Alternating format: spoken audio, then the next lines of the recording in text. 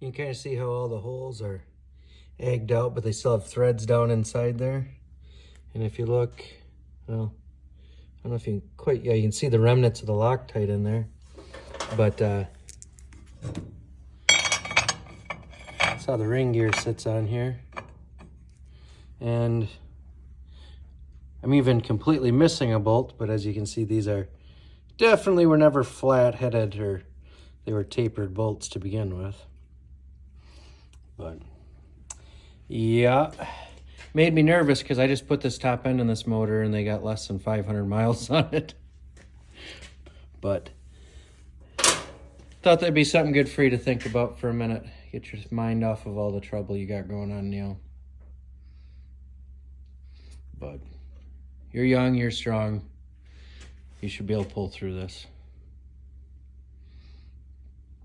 And then I get jalopies like this thing.